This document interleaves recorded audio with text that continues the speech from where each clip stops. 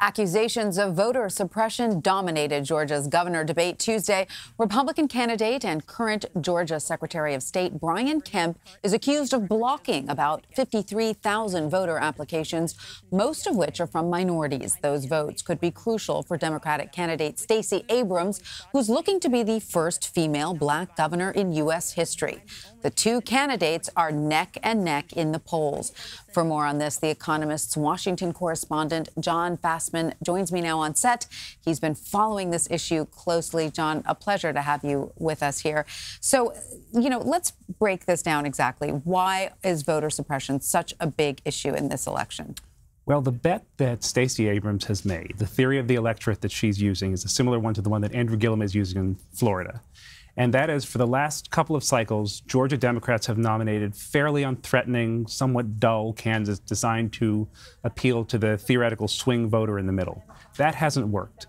So Abrams' bet is that there are enough unregistered, young minority voters to put her over the top, and she can run a campaign that's broad and inclusive, but that speaks directly to them.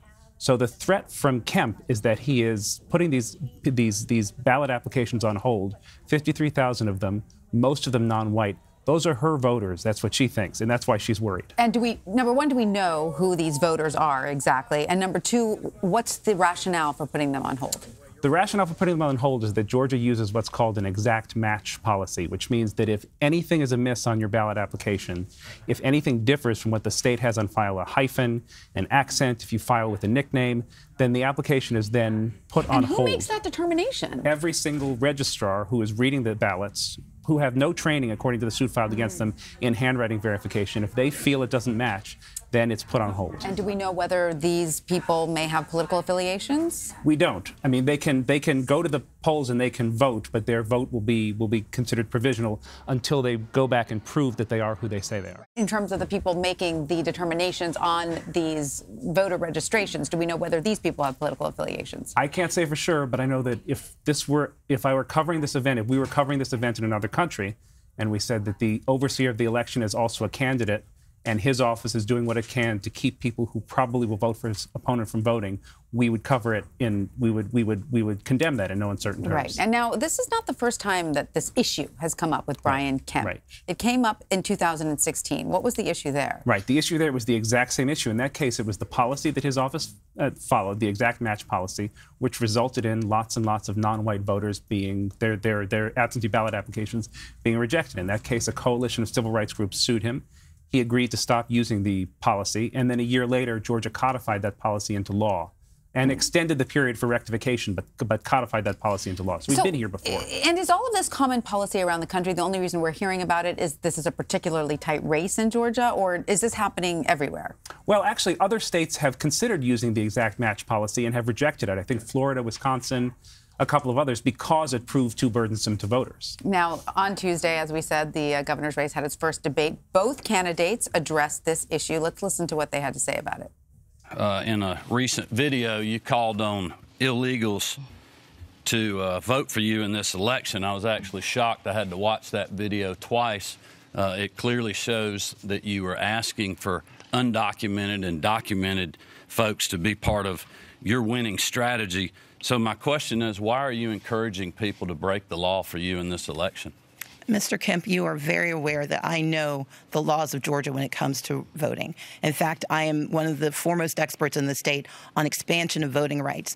And I have never in my life asked for anyone who is not legally eligible to vote to be able to cast a ballot. What I've asked for is that you allow those who are legally eligible to vote to allow them to cast their ballot. And in fact, we took you to court in 2016, and a federal judge said that you illegally canceled 34,000 registrations.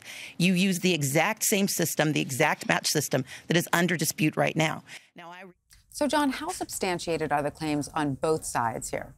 Well, the charge that Kemp was making, that Abrams asked for illegal votes, is just false. It was some sloppy wording in a phrase she used. She's not asking for people who can't vote to vote.